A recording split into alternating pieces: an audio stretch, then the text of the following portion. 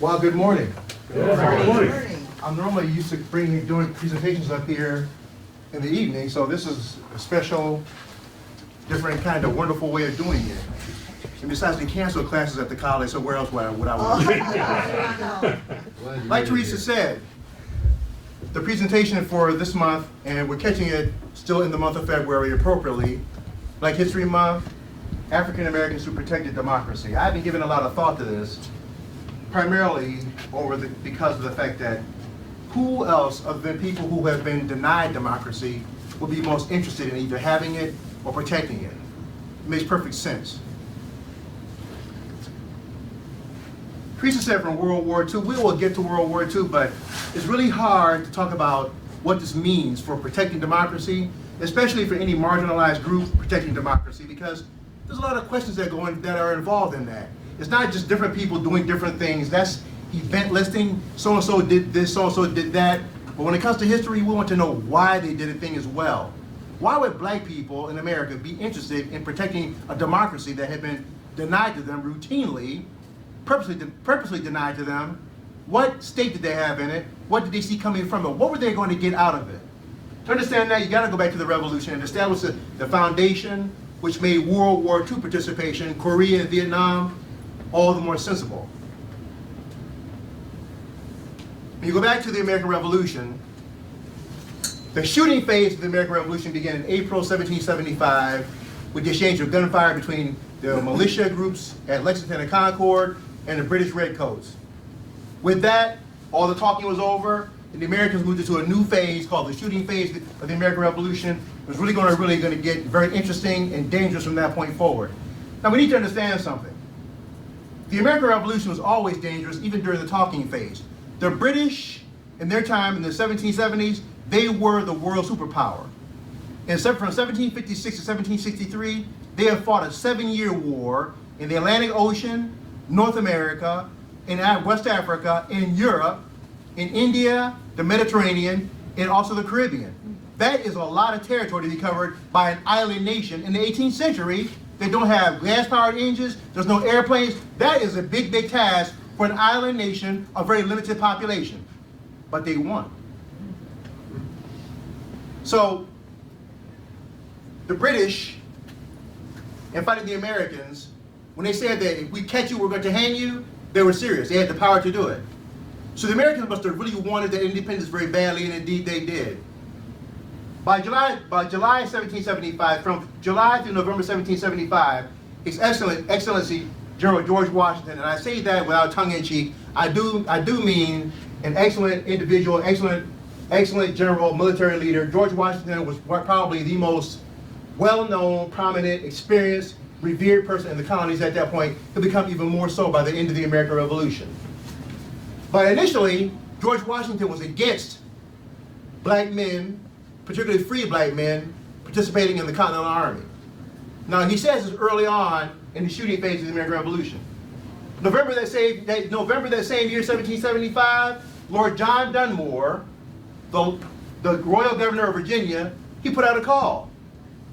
He said, listen, black slaves, if you come and fight for us, the British, when we win this thing, because everybody fully thought they were going to win, when we win,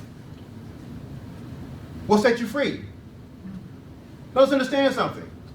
It was against the law to teach black people how to read and write. So they were illiterate, for the most part. There were some literate black people in the colonies, but for the most part, illiterate. But just because someone is uneducated doesn't mean they're not intelligent. Okay, there's a difference. Intelligence, everyone has intelligence. The only difference is it being conditioned, sculptured, has it been shaped into something more powerful, or it's just raw material? They had enough raw material and intelligence to know that, hey, this guy over here is enslaving me, this one's promising me freedom, that's the better deal, even though he may be your enemy. So knowing that, the call from Lord John Dunmore got a big response. And there were thousands of slaves who went and fought in what was called Dunmore's Ethiopian Regiment, and they wore somewhere on their uniforms the phrase, liberty to the slaves. You understand that when people don't have liberty, when they are in a system of institutionalized slavery or indentured servitude, they're going to leap at their first opportunity, and they did. Now we mentioned that George Washington in July said no. I don't want any kind of black participation in my army. Then John Dunmore says in November, come on over, we'll set you free. Well, in December, George Washington changed his mind. Now, the reason why George Washington was hesitant was because, after all, George Washington was a slave holder. And by him owning slaves, he was not the only slaveholder among the founding fathers who led the American Revolution. It was believed that if you give the notion that the American Revolution, words like we hold these truths to be self-evident, that all men are created equal, if they get it into their minds that that applies to them as well, you might be setting yourself up for a slave rebellion. So George Washington, as a slave owner, was concerned not only about the function of the military during the Revolution, but also its economic stance as well. You can't have people that you own walking off to go fight for their freedom. What happens to your wealth? Literally. So all that was in mind, but the military reality of the situation forced him to change his mind. The Continental Army passed a law saying that black people could be involved in the Continental Army. And from 1776 forward, that was the case. July 4, 1776, Thomas Jefferson, the colonies published the Declaration of Independence. You all know the language. We hold these truths to be self-evident that all men that we know today, women, are created equal. That's wonderful language, some of the best language you're going to find philosophically of the late 18th century, anywhere in Europe or North America. But we need to be careful of that language, because we need to beware of we hold these truths to be self-evident. Why should we beware? How is that document not fulfilling every dream and aspiration that people had in the colonies at that time? The Declaration Committee was made up of John Adams, Benjamin Franklin, and Thomas Jefferson standing there to the right. Jefferson was known to have this fiery red hair. And for once, John Adams, full of ego and thinking himself very, very brilliant, but full of ego, conceded on this one time, got his ego out the way, and admitted that Thomas Jefferson was the better writer. So he gave the job of writing the Declaration to Thomas Jefferson. In the first draft of the Declaration, Jefferson put his sights directly on His Royal Highness King George III. The original draft of the Declaration had this kind of language. He, King George III, has waged cruel war against human nature and so violating its most sacred rights of life and liberty in the persons of a distant people who never offended him, captivating and carrying them into slavery. Now keep in mind that while Jefferson is up here pillorying the king for slavery, he also is a slaveholder. Okay? So he says, captivating them and carrying them into slavery in another hemisphere, or to incur miserable death in their transportation thither, meaning the Middle Passage. The worst part, the whole voyage was terrible, but the Middle Passage was especially horrible. This piratical warfare, the opprobrium of infidel powers, infidel meaning non-Christian. Very often during the colonial period, the excuse given to keep black people enslaved was the fact that they had not been Christianized and baptized. Now he's calling the king, the Christian king of England, their master, he's calling him an infidel. It's the warfare of the Christian king of Great Britain, determined to keep open a market where men should be bought and sold. He has prostituted his negative for suppressing every legislative attempt to prohibit or restrain this execrable commerce. Well, when Jefferson presented this draft to the delegates who were running the revolution, a number of them were slaveholders, and they had some serious problems with that language. So he included that passage, but then the delegates made him take it out. So the final draft of the Declaration that was published on July 4, 1776, took that language out. But it is important for us to at least note that, to be aware of already the paradox, the dilemma that America was standing upon as it fought a war for national independence while holding in captivity people who were suffering from the very kind of slavery that they wanted to get rid of for themselves politically. So there's chattel slavery, then there's political. They want a political freedom for themselves while being able to have still people in chattel slavery. That is slavery that's designed to reduce people to the level of a thing. The United States is one of the few countries on earth in modern history that's ever taken it to this step. But there's always been slavery. Everywhere. The slavery in China, Mongolia, among the Native Americans of Central America, slavery in Europe, obviously, slavery among Africans. But in America, there was an attempt to reduce the individual to the level of a thing, as in like this chair. do with, and dispose of as you see fit. Now, decades later, Jefferson would blame the removal of that passage on delegates from South Carolina and Georgia and northern delegates who represented merchants, that is, the people who were building slave ships to bring people to the United States or to the New World. Everybody had a piece of the action when it came to the slave trade. Everybody. In the documentary Liberty and Slavery, the makers of this documentary say that one of the most vexing things to understand about the Founding Fathers is how they could have fought for independence and liberty using the language of independence and liberty and freedom and you know, rights of human rights and nature like that, how they could do that and somehow be blind to the crime in front of their hiding in plain sight every day in front of them. Somehow they found a way of justifying that emotionally, philosophically, mentally, and they went forward with it. So America from 1775 to 1781 will fight a full-fledged conflict while maintaining a system of slavery. A full-fledged conflict aimed at independence and freedom and liberty while maintaining a system of tyranny inside of itself. So it's not being established, it's not starting, it's already there, thriving and getting deeper and deeper entrenched. How do you do that? It takes a great deal of self-justification, perhaps some delusion, or whatever it takes. They succeeded in doing it because the American nation became independent in 1781 with the victory at Yorktown. They signed the peace treaty in 1783, and America was an independent nation. But before it was over with, even so, before it was over with, that victory was achieved by the Continental Army with the participation of 5,000 black men on the side of the Continental Army. Most of them volunteered. Many of them were coerced, that is, forced to fight. Either way, however they got there, 5,000 with the Continental Army, with the British having about 12,000 on their side for reasons that I've already explained. Now, the people that fought with the British never expected to really lose the thing, because frankly, many white Americans didn't think that they had a chance. You understand that most revolutions around the world are usually carried out by a small number of people. They're very focused, they're very determined, and they never take their eye off the ball. Same thing with the American Revolution. They were not going to stop until they either won or were vanquished. They won. After 1776 and the victory at Yorktown and the peace treaty of 1783, the United States had made the same bargain in 1787 that they made in 1776, again with slavery. When it said, "We the people of the United States," drafting the Constitution. "We the people of the United States in order to form a more perfect union." Yeah, the Constitutional Convention in 1787, this very famous picture of George Washington presiding over the proceedings, gives you a good representation of the gravity, the spectacular nature of it all, the sobriety of it all, how important it was. A nation that for the first time, one of the rare moments in human history, they're not going to leave the laws up to guessing and tradition. They're going to put it down on paper so that anyone who wants to know the structure of the government, how it functions, and where the law comes from, they can read it. They're interested.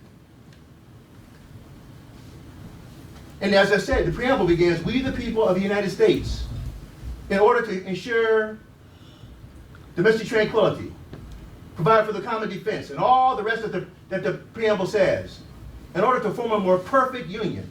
You have to love the pragmatism of the founding fathers of the late 18th century.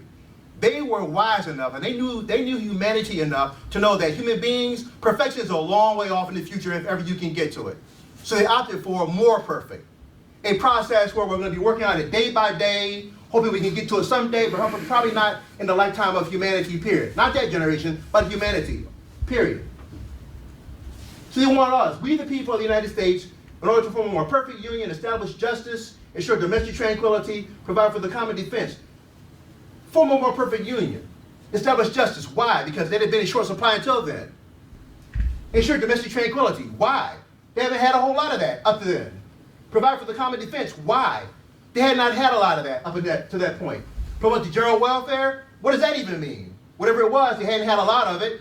They're putting down all the things that they hadn't had into the aspirations of the preamble, which was great. Except that when it comes to the preamble of the Constitution, you have to ask one question. In 1787, who was we? We did not include Native Americans. We did not include women. We did not even include poor white men. We absolutely did not include black people. So when you say we the people in 1787, who exactly are you talking about? You're talking about fewer people, significantly fewer than more.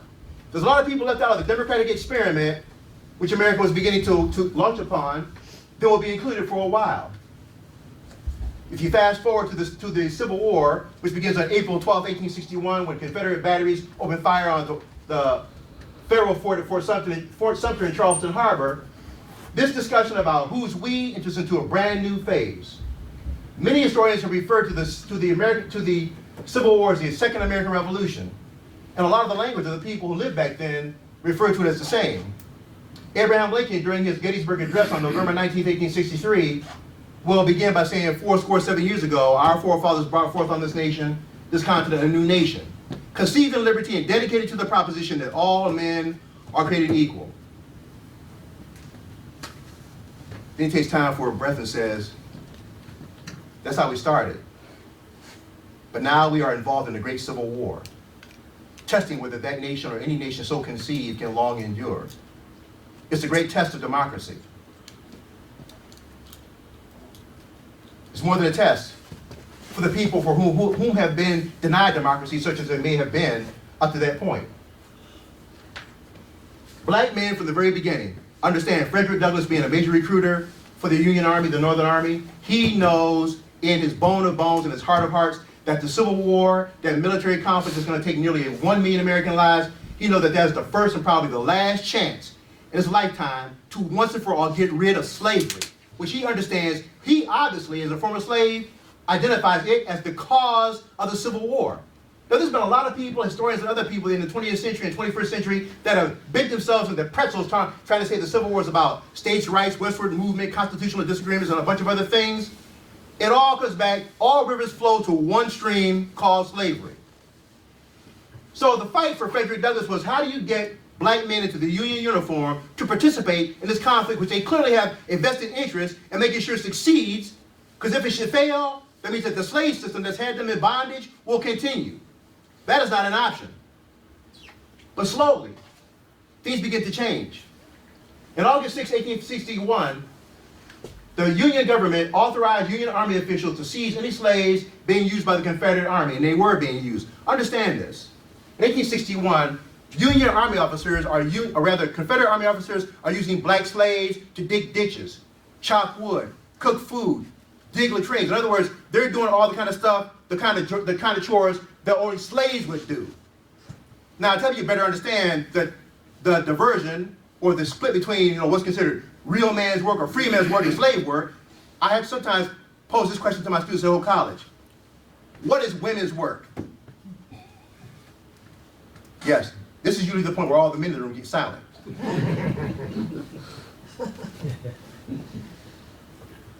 What is women's work?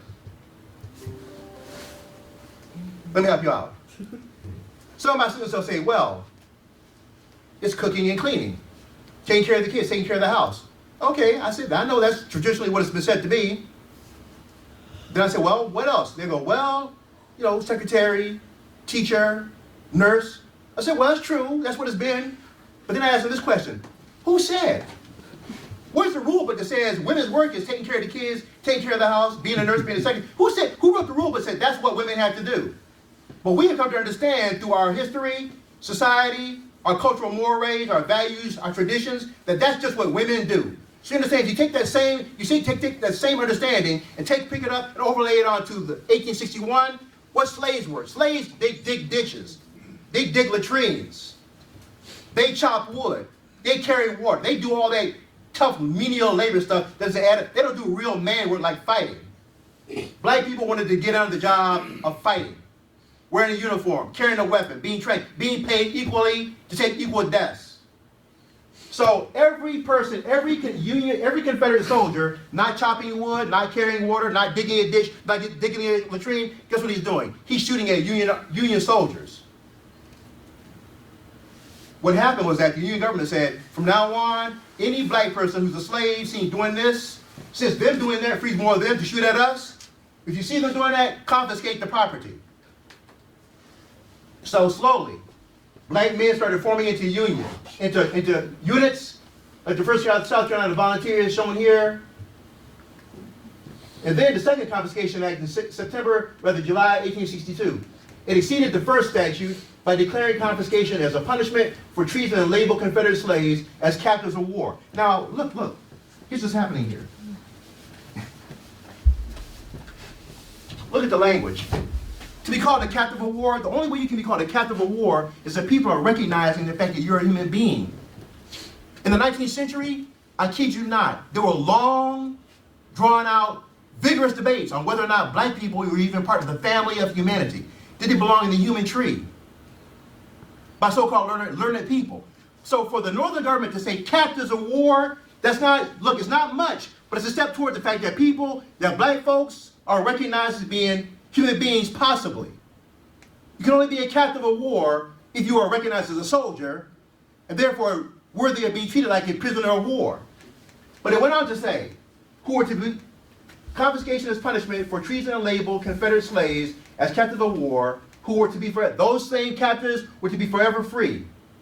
Congress extended their confiscation policy to include any slaves employed by disloyal masters, of whom they all were, anywhere, not just those used by rebel armies or navy. In other words, you don't have to use your slaves directly in service of the Army of Northern Virginia. If it's anywhere in the South and you're helping the South rebel against the Northern government, then you too can be forever free. Or if you're one of the owners, you can be declared treasonous and liable. Then finally the big one. In July 17, 1862, the Militia Act of 1862, empowered the President, Abraham Lincoln, to enroll persons of African descent for any war service for which they may be found competent, including serving as soldiers. This changed the entire nature of the war. This sets the war on a completely different trajectory.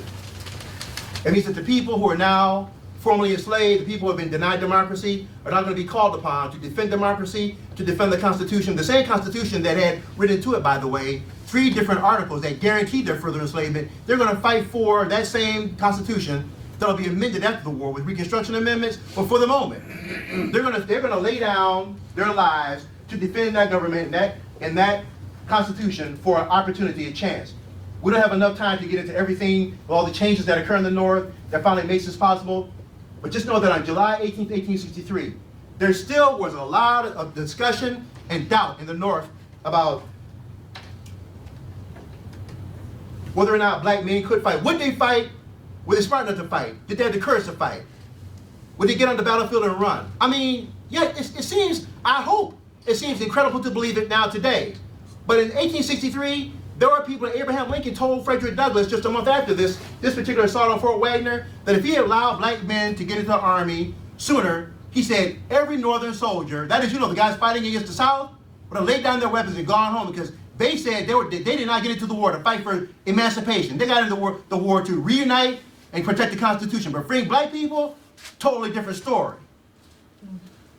But on July 18, 1863, with that mindset of doubt and hostility still very much in the Northern minds, the men of the all-black 54th Massachusetts staged an assault on a place called Fort Wagner, South Carolina. Fort Wagner was a coastal fort that had been shooting artillery at Union vessels. They said, we got to take it out to protect our shipping. The men of the 54th Massachusetts volunteered to do a frontal assault. A frontal assault. You don't have to be a military genius to know that when you do a frontal assault on anything, it's going to be dangerous.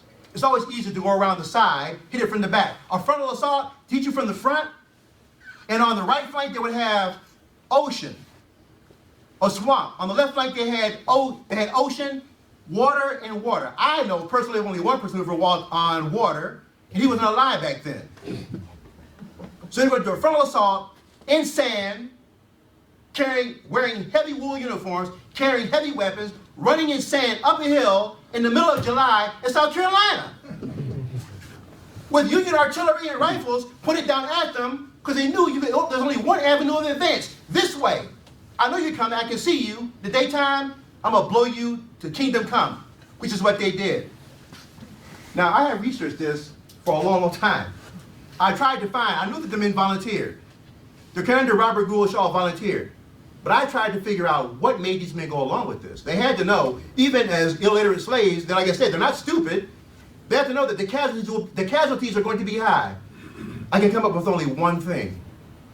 That these men who have been despised, that in 1816, the government established something called the American Colonization Society that literally tried to deport black people back to Africa 9, 10, 12 generations after first getting to the New World. That's not home anywhere. Bad as it is, home is right here. But on that day, they said, we know we're not going to make it out of this day. We understand that today's our last day on earth. Not very many people get to choose the time when they're going to go. We're going to make that choice. Free men at least have that choice. We're going to do this. We're going to make that frontal assault up the hill in Fort Wagner in sand in the middle of July, under a July sun in South Carolina, running in sand into Union musket and cannon fire. We're going to do that because if we do this today, we'll lay down a carpet of blood that'll be a down payment on the possible freedom that can be had by our great-great-grandchildren. No guarantees. But it will be the investment that we'll make today. We can't see, we don't know if they're going to get it, but we know we can do this right now. So they did it. They sustained over 50% casualties. If any, I promise you, any military commander today went into combat and sustained casualties of 50% or more, they'd be court-martialed, spent time behind bars. Half of this unit got torn up. And when Robert Gould Shaw, the commander, was killed, they buried him in a common grave with his soldiers. His parents rode from Massachusetts to the Richmond government asking for his body back, and Richmond responded by saying, well, you can read that. The war ends on April 9, 1965. By the time the Civil War is over, 186,000, that is 186,000 black men that served in the Northern Army, fighting for the Constitution and the United States. The devil's bargain made originally with the Declaration of Independence and the Constitution. All the hate, the fear, the bigotry that were part of the seasoning that went into the bargain, and continued right into the 20th century. But even so, you'll find people like Henry O. Flipper, the first black graduate from West Point. Let me be very specific. He's the first one to graduate, not the first one to go. There are other black people that have gone to West Point. He's just the first one to make it out. He spent 4 years at West Point being ostracized. That is, eating by himself, living by himself, essentially recreating by himself. During spring break, he didn't go out off the campus. During winter breaks or anything like that, he was by himself. I don't know what kind of metal this man was made out of, but for 4 years, he went through some of the worst treatment imaginable for a college student, and he made it. Being isolated for 4 years. Now, being at West Point in the 19th century would have been rough anyway. As the first black graduate, imagine what he went through. He joined a unit called the Buffalo Soldiers afterward. They were the ones who were assigned to do all the rough work, all the unwanted duties on the frontier. In the western United States, much of it still not established as states yet.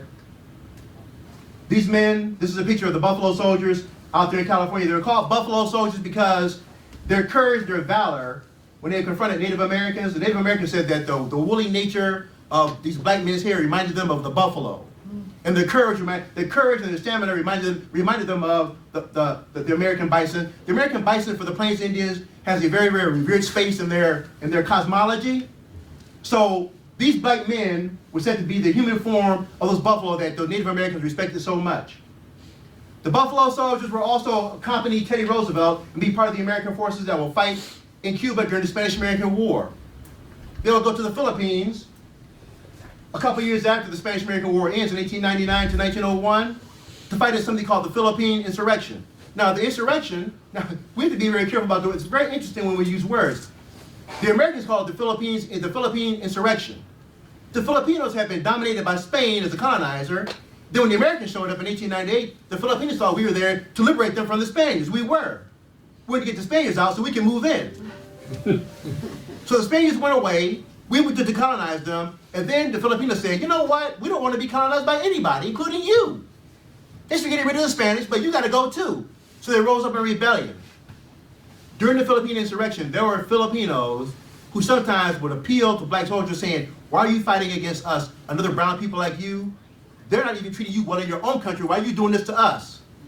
Black soldiers did not have a good answer for them. Moving forward to World War I, we see people like Eugene Bullard. Eugene Bullard was a kid from Georgia who, finding life in Georgia, his country, Georgia, too tough. When World War I started, he went to France to fight in Europe. Imagine that. Now, America's at peace at the start of World War I. But such was the nature of the social war that Eugene Bullard was facing in 1914, he said it would be safer to go to Europe where the actual fighting is and be safer there. He joined the French army, got hurt, and told him the only thing you can do that's available to you is flying. Well, the standards for becoming a pilot were a lot different back in those days. So he ended up learning how to fly a fighter plane. He became a very successful fighter pilot. The Germans called him the Black Swallow. So he flew for the French Air Force during World War I. Eventually he'll find his way back to America at the end of World War II. During World War II, there's so many more to speak of. This is so many more to speak of. Please understand, I'm giving you all like an 80,000-foot flyover. But Dory Miller, December 7, 1941, he shoots down between 4 and 6 Japanese aircraft on the day that Pearl Harbor was attacked, bringing America into the Second World War. He is such a fantastic performer that Admiral Chester W. Nimitz, the Commander-in-Chief Pacific Forces, CINCPAC, the guy running CINCPAC gives him, or not gives him, but awards him the Navy Cross. There is no higher honor you can get in the naval service than the Navy Cross. What was Dory Miller's job? He was a messman, a steward. I read one account last night that said stewards in the Navy, like Teresa pointed out to you all in the intro, stewards were people that they called themselves glorified cooks, messmen, and chambermaids. They're essentially there to do menial work. He had just a few moments, just a smidgen of machine gun training before the attack on Pearl Harbor, shot down 4 aircraft. He will eventually be killed in 1943, I believe, during another operation. Admiral Nimitz and Dory Miller. During World War II, we also see the members of the 761st Tank Battalion, the Black Panthers. The Black Panthers before the Black Panthers of the 1960s. They called themselves the Black Panthers. These men were with General George Patton's 3rd Army during World War II. Remember Patton, old blood and guts, Pearl handle revolvers, all that? They're part of his unit. July 26, 1948, President Truman desegregates the military. Now, there is the irony, the tragic irony bursting from this news headline is so, it's enough to make one I just shake my head every time I look at it. The good news is up here. This is the Chicago Defender. This is what they call part of the black press, black newspapers. They cover stuff in the black community, because for a long time regular newspapers didn't. So while they're celebrating this up here, what else is happening on July 26th? This down here. That's happening too. So while the headline for the desegregation is going on, there's a lynch party out looking for some prey, not human being, but prey, like deer, antelope, that kind of thing, in the woods. On July 25th, 1950, the North Koreans invaded South Korea. You can see that early on, they caught the South Koreans by surprise, pushed them down into what they call the Pusan perimeter, and then over here in Japan, down here in Japan, or more like over here in Japan, Gerald MacArthur was told by President Truman to mount a counterattack, which he did. So he landed at a place called Incheon, right here, which caught the North Koreans by surprise, forced them to move back across the 38th parallel. He eventually chased them all the way up, started getting closer to the Yalu River, which shares the border with China.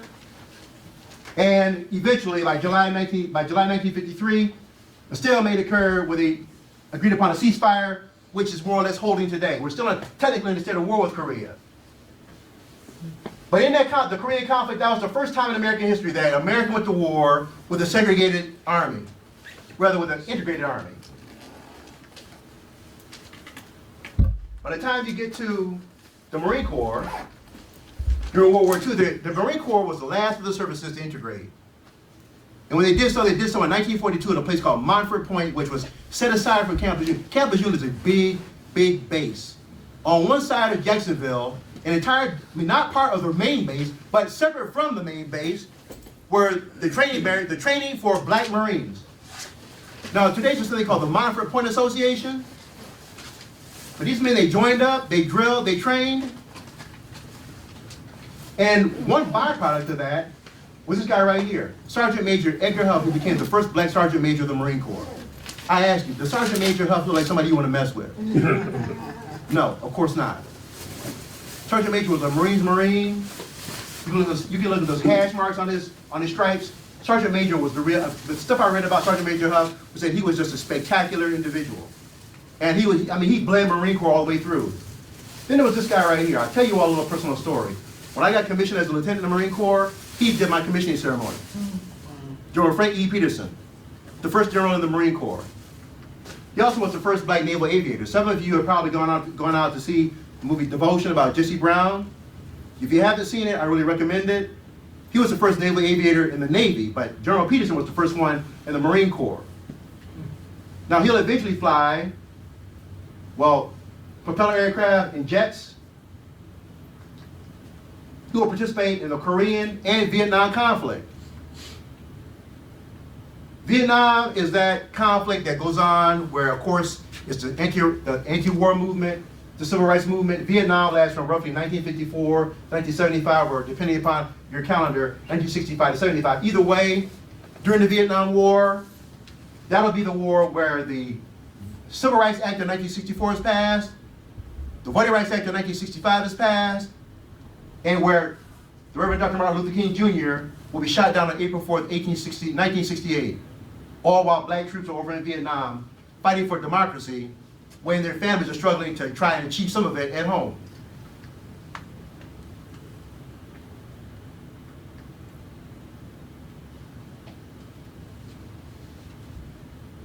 Vietnam will claim 58,000 American lives, black, white, male, female,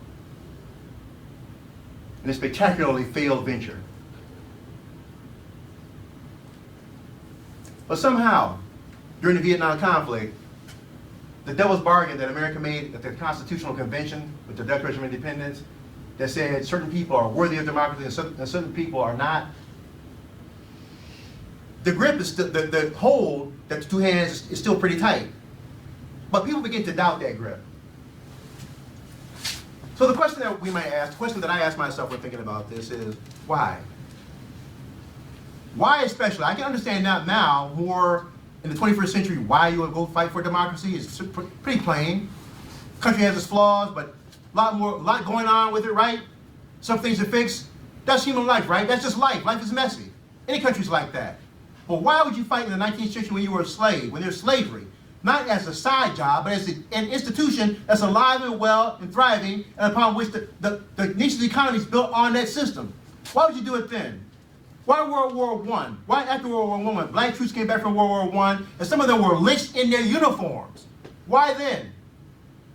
Why during the Philippine insurrection? Why didn't they listen to the Filipinos telling them, you know, what are you doing over here? You should be back in your own country trying to get the same thing for yourself. Why then?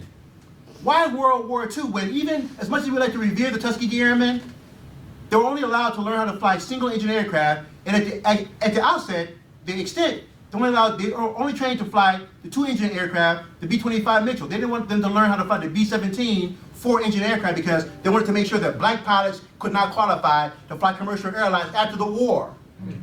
Why would you fight for a nation that does that kind of thing? Well, there are many answers. Part of it is the fact that those black servicemen and women, irrespective of what was going on to them and happening in their communities, something in their reasoning told them that the words of the Declaration of Independence and the Constitution meant something and were worth fighting for. The hope that they would one day share fully in the blessings of liberty. And like many people today, like Iraqi interpreters who work with the American Army, or people who are immigrants that join the military to go fight overseas, they do that saying, if I put my neck on the line, what more can I do to show you that I'm worthy of citizenship than to do that? So there's that hope. What more can I do than to fight for the flag, to fight for the Constitution, to show you that I believe in this, I believe in that, and that I've earned the right to citizenship. I don't want you to give it to me. I've earned it a long time ago. So I've earned it. Only thing I need you to do is just recognize the earning. Then there's this part too. Hope and determination. Why did you fight for it? You don't understand. For the same reason why when the American Colonization Society went to Bishop Richard Allen in Philadelphia and presented the option to his church, his 3,000 member church in Philadelphia in the late 18th century, we have a good deal for you. We're going to send you back to Africa. Every black person in that church voted to a person no. And people wondered, well, why not? Life here for you is so hard. Yes, it is. We're not crazy. Yes, life is hard. But you know what? You don't get to take my blood, my toil, my sweat, my tears of my life, and just send me away. Since this is where the battle is, this is where the battle's going to be fought. So yeah, I'm going to put on the uniform and fight over there. If I can't have it here, when I come back, when I get to over there, I'll come back here and fight for the same thing in a different kind of way. But one way or another, I'm going to get the blessings of that Declaration of Independence. I'm going to have you fulfill the words of that Constitution. We're going to make this American thing work.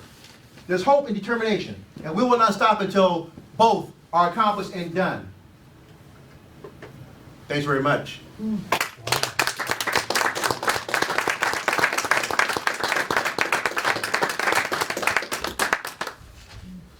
What are your questions? Now I can come down from 80,000 feet to 25,000 feet. Yes, sir, in the back. Then move Fred, I forward. guess I would ask that question why. I'd like to ask you, what made you join the service? What made you become a U.S. Marine? You know what? During the time when I joined the Marine Corps, it was right after the Iranian hostage crisis. The Iranians had taken over the American hostages, and I was so upset with the response to then, that debacle at Desert One when we tried to get those hostages out. My father served 2 tours in Vietnam. My uncle served 4 tours in Vietnam. I know about the Sante raid in 1970, where they sent those helicopters in there to get the troops out. They landed, they landed in the prison compound. I mean, it's a flawlessly executed mission, except for the fact that the Vietnamese moved the prisoners. Now, Admiral McCraven, who will be the commander of SEAL Team 6, will eventually take all the great stuff they did with the Sante raid and use that to hunt down Osama bin Laden. But those kind of things, growing up during the Vietnam era, and I also was raised on an Air Force base in the Philippines.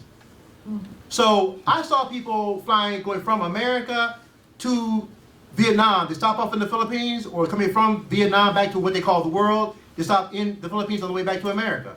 I was steeped in the fight for liberty and the fight against communism. And I was a kid, that's all I heard. And I grew up watching Combat, Rat Patrol, and 12 O'Clock High. Don't forget that, in the 1960s, World War II is still recent news. And America was, the good guy, the black hats, white hats. We had, the white hats. The Nazis had the black hats. So all that was part of my foundation.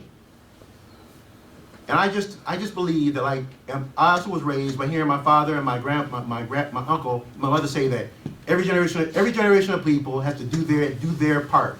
And black people have done the same thing. Of course, we had not gotten all the benefits of the democracy, but every black person that served in the military had done something more to push that ball further down the field to get closer to what the objective was. So I was enculturated to believe that when it came my time to do my part, to step up and do it. So I joined the Marine Corps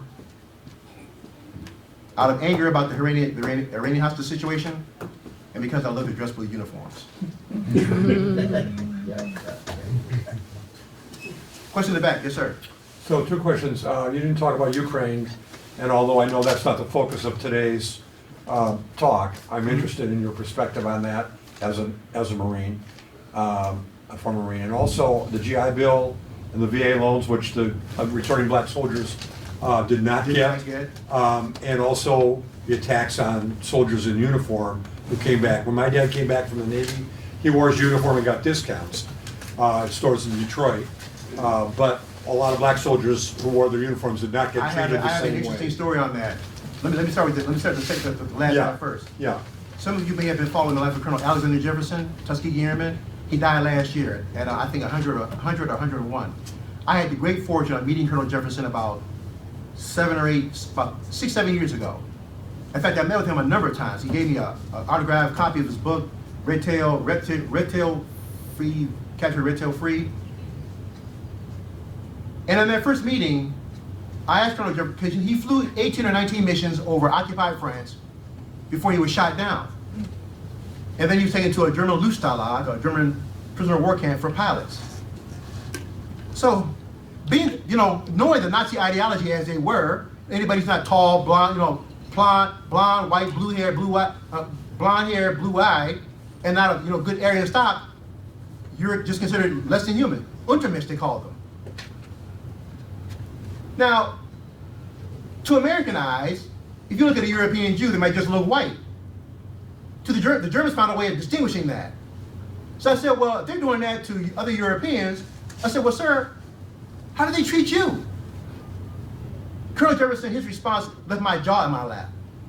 He said, I didn't get any kind of discrimination in that German POW camp. Because he said, even though the Americans in the camp wanted to segregate me from them, the Germans didn't allow that. You all are in this barracks and that's where you'll live. Inside the barracks, so the Germans were very clear. We're running this thing, not you. He said that when he got back to America, the treatment he got in Detroit was worth what he experienced as a POW in Germany. I thought he was joking. So I asked him again, I said, sir, are you joking? He said, no, I'm serious. What happened in Detroit? What actually He just said that the racism he encountered in Detroit was worth than what he had known as a POW in Germany. And if you want to know what's going on in Detroit in World War II, 1942, the Sojourner Truth housing project riots, right? Black workers, defense workers, the government built some housing projects to house these workers who were there to build weapons for America to send overseas to fight the Nazis. And a white mob essentially rioted and dragged people out of streetcars and beat them up. People that tried to help these black workers, they were pounced on.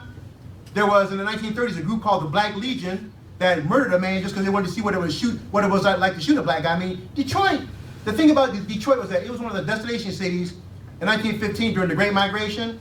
So people talk about the Great Migration where a lot of black people came from the South looking for economic opportunity, but what people don't mention is that so did a lot of white people. When people came from the South, they didn't leave all their attitudes and hatreds and fears and bigotry behind. They brought them with them. So Detroit had all that inside of it, including Chicago, and Cleveland, and Pittsburgh, and New York, and Washington, D.C., and Seattle, and Los Angeles. People don't stop being who they are, just they move from here to there. So he encountered that wall of racism that he did not experience in Germany. And I asked Colonel Jefferson 3 times, he was a fighter pilot, kind of a cocky guy, even at 100, and he talk a lot of junk, but he got very serious and said, no, I'm telling you the truth. Now, as far as Ukraine, how do I feel about that as a Marine? I think that what's going on right now with us helping the Ukrainians defend themselves is the right thing, because there are autocrats around the world who are looking to see what the response of Europe and the free world is going to be. And if one dictator gets to set up and do this, bully others, then you can never tell what kind of impact it's going to have. But it reminds me of the 1930s. No, Winston Churchill was the one that said, an appeaser is someone who feeds a crocodile, hoping it will eat him last. My advice is don't feed the crocodile. Yes, sir. Yes, sir. I have a question. So, going back to the 60s and 70s, you said in the military, when did things start to change when you could only be cooks and stewards? What was some law or what magic wand happened? It's interesting you phrase it like that, because the military has a chain of command where things can happen a lot faster in the military, because they have a chain of command, like you will do this because I'm the captain, you're the corporal, that's just it. Or there's a court martial in front of you. But yeah, the Universal Code of Military Justice. But look, let's not be naive. The military is comprised of what? Human beings. Correct. Human beings will find a way to get around things, cutting corners or dragging their feet. Well, like my Marine told me one time, we were getting ready for an inspection, and I was driving them 6 days a week, 12 hours a day. I looked out there one day and I thought, after like 2 weeks of that, nothing was going on. I said, if I'm working this hard, why are we making progress? My staff sergeant told me, he said, sir, the troops have a saying, you can work me long, but you can't work me hard. So they were out there 12 hours a day doing like this, with a paintbrush, not getting nothing done. They wanted better work hours, I gave it to them. They wanted better day hours, I gave it to them. We passed the inspection with 1/2 the labor.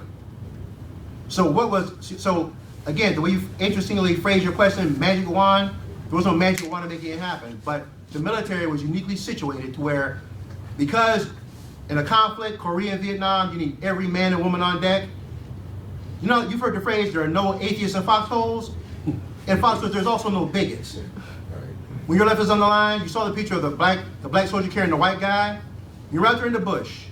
When you're out there on the firing line where everybody's getting shot at and it doesn't really matter. Think 9/11. When they flew those planes into the World Trade Center on 9/11, they didn't care if you were black, white, Christian, Muslim, Hindu. Everybody in there was somebody who called an American. All those differences faded away. Now it's time to do war. Because people were waging war upon us Americans, however we came packaged, whatever we believe, whatever ideology we espouse. So over time, it begins to happen. So the military has, at least structurally, it doesn't happen overnight like a magic wand, but it is positioned institutionally to have this happen with a lot more speed. Let's say, for example, in the aftermath of Brown versus Board, 1954, where the Supreme Court struck down school desegregation and said that we want this to end with all due deliberate speed. Well, what does that mean? That could mean 3 hours, that could mean 3 days, that could mean 3,000 years. But the military, and I'll finish up on this question with this.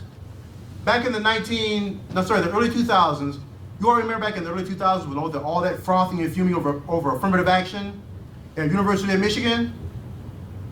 And even the military said, in that University of Michigan case, that 30% of the military right now, at that time, was made up of people of color. They said it would be a national security risk to not have incentives to make sure that the force structure was not fully manned and staffed. You can't have 30% of your military just getting out and think you're ready for combat. So as a matter of national, look, it would be nice if people did it for the right reason, but if it can't be for the right reason, I'll take part two. For national security and national defense, they cannot afford to have it any other way right now. So there was an incentive to integrate the military, do it quickly, and eventually you'll find other changes happening, like where the Naval Academy and the Air Force Academy and West Point will start allowing women to go to the academies. That should have happened a long time ago. We're over here debating whether or not women can serve in the military, when in World War II, the Russians had female snipers that were getting 300 kills per person. So it's just a long, faster evolving snowball, but still not fast enough. So it's like 1960s, 70s, that. It begins to change. It begins to change toward the late 60s, early 70s. Because I joined the Marine Corps in the late 70s. I did. I almost didn't tell y'all that. But I joined the Marine Corps in the late 70s. And part of what they recruited me with was we need more. My recruiter was very honest. We need more black officers. And I said, fine. You have a need. I need you. You need me. Fine. We can meet each other's needs. Yes. Next.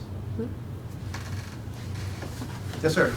I was with 173rd Airborne in Vietnam. We went straight up the middle. 101st Airborne Division, Hamburger Hill, straight up the middle. I read about that battle. Heard about that battle. That was a tough one. Well, thank you for your service. Yeah, I went over there with a full platoon of about over 45. And we were there 6 months and there was only 8 of us left. Did you all take the hill? Pardon me? Did you take the hill? Did we get the hill? Take the hill, yeah. Yeah. Yeah. And you give it back. Right. Right. Of course, that was the frustration with Vietnam. I think that's why, another person I would have put up here was Colin Powell. Colin Powell was chairman of the Joint Chiefs of Staff during Gulf War I, Operation Desert Shield and Desert Storm. And Colin Powell, who worked for Caspar Weinberger before he became the chairman of the JCS. By the time he became the chairman of the Joint Chiefs of Staff and was in charge of war planning against Saddam Hussein in the early 1990s, he employed something called the Powell Doctrine, which is you negotiate as much as you can, use diplomacy until diplomacy doesn't work. Then when it's time to go to war, first off, you have a definite objective, a definite mission. You throw everything you can, you have the mission with overwhelming catastrophic force. Seize the objective and then have a specific exit strategy to get out. So there's none of this, seize the hill, give it back, seize the hill, give it back. He learned that because he was a company commander in Vietnam. So the lessons you're talking about, Colin Powell took those forward to the future with him that I think saved a lot of lives during the Iraq War, the first one at least. Yes, sir. Quick thing I learned was back in 1972, I got into sonar school. There was 10 of us co-sees that made up a class together. One of us was black. And I never gave a thought about it, black sonar tech. But come to find out, during that thing, somebody did some digging on the Coast Guard side, but found out the first black sonar tech was Lanier Phillips in 1957. He had to fight. He joined the Navy in 1941 or 42, Yeah. survived a shipwreck up in Newfoundland as a steward's mate. And he had all the shit jobs, and even into the 50s, Yeah. he had to write letters. He finally got off the ship to mail one someplace because the CO was intercepting his letters and stopping him. You know, But he persevered and made it through. there are stories. I mean, some of you all from other presentations up here, some of the veterans have told me stories about, you know, they had black friends in basic training. But if you went to your basic, if you went to your basic in a southern state, as long as you were on the post, you were okay. But the moment you went outside that gate, it was business as usual, right? And very often, white soldiers, sailors, Marines, and airmen had to intervene for their black comrades because the rules of society, to get back to your question, the rules of society had not changed as fast as they were for the military. Right? When you're working in the military with somebody and it's really a team effort, and the military is nothing if not a team effort. If you don't operate as a team, people die. Right? Even when they are operating as a team, people are going to die anyway because that's the nature of warfare. But in society, you don't have to operate as a team. But when you form that kind of a team, and you finally discover that, you know, what you look like doesn't really matter. Something we all kind of know up here anyway. Once it finally gets from here down to here, then you get back out to society. It's a different kind of war. That's why black military, even someone as much as I revere General Frank E. Peterson, he's a 4-star general. He's the first black commander of MECDEC, the Marine Corps Development Education Command. There's like two largest commands on the East Coast of the Marine Corps. He got one of them. The other one's Camp Lejeune. The stories he told about the discrimination he experienced in Hawaii, on base trying to get base housing when he went off the post in Hawaii. Not in Arkansas, not in Missouri, not in North Carolina, but in Hawaii. The scenes that he and his family went through was just, I mean, I read his book, I listened to him. They did an interview with him on YouTube before, it's posted on YouTube before he died. And he was very frail and feeble at that point. But his memories were just crystal clear sharp about the kind of stuff he went through. But General Kelly was in it for the reasons that I share with you all. He was determined that he was going to achieve everything that he knew he had coming to him as an American citizen, not given, but what he had earned by fighting in Korea and Vietnam. Truly a hero of mine. Well, thank you all. It's been fun. Thank you all for coming. Again, I invite you to go up to the channel.